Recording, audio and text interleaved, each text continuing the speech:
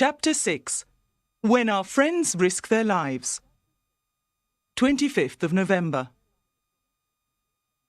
They were now sailing across the Pacific on the Carnatic in the direction of San Francisco. On the journey, Passepartout started to remember more details about his evening with Mr. Fix, and he began to ask questions. Why did the man try and keep him in the bar for so long?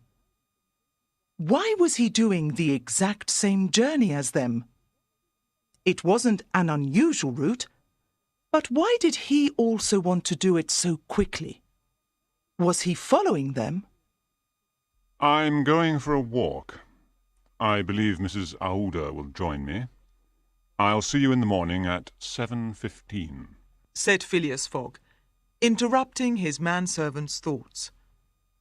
His master certainly did not look worried, and Passepartout decided that he had to think about just one thing.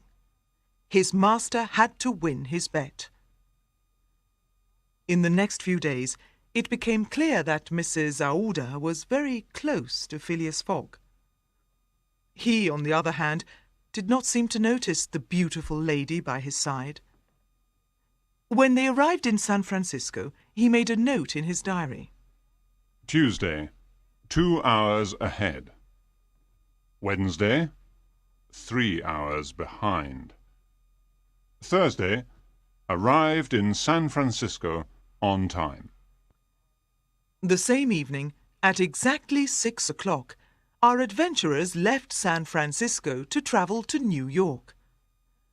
The journey that once took 6 months to complete now took 7 days on the new Union Pacific Railroad that took the passengers from San Francisco in the west to Omaha in the central state of Nebraska.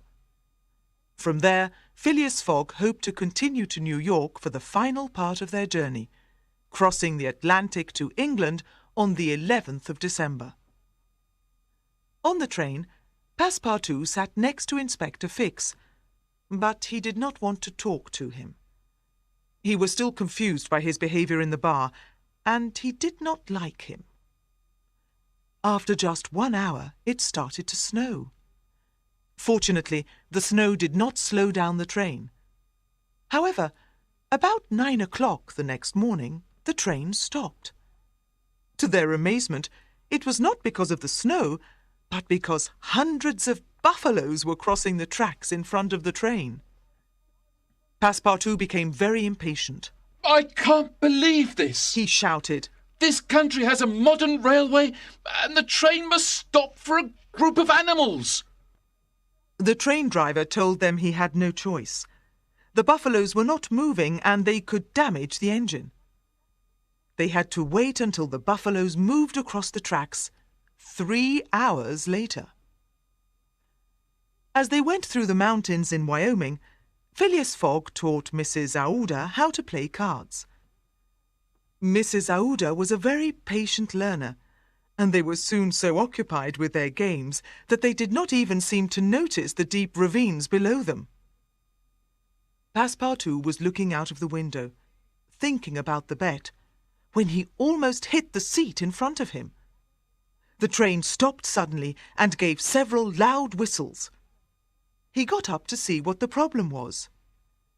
He saw the driver talking to a man from the next station, a place called Medicine Bow. The station guard sent me to tell you that you can't go any further, he said. The bridge across the ravine is not safe, and it can't take the weight of the train. We have sent a telegram to Omaha, but it will be 6 hours before another train arrives. We can't stay here all night. We'll die of cold in this snow, shouted one of the passengers, hearing their conversation. Yes, but it will take 6 hours to go on foot to the next station, said the train driver's assistant. I think I have an idea, said the train driver. We can get our train across the bridge if we go fast enough. Passepartout was interested to hear more. If the train moves at its top speed, the train won't be as heavy on the bridge, he continued. And we can get across before the bridge breaks. Passepartout was worried for himself and the other passengers. The bridge could break before the train reached the other side. He could not understand why the other passengers seemed to think this was a good idea. Isn't there a simpler solution, perhaps? He began to ask the driver. The driver was not listening. No, this is the best solution we have, he said. Yes, but maybe not the safest. Passepartout tried to explain that he had another idea. Maybe the passengers can go across the bridge on foot. Then the train could follow afterwards, he said to the train driver's assistant. No, the driver is right.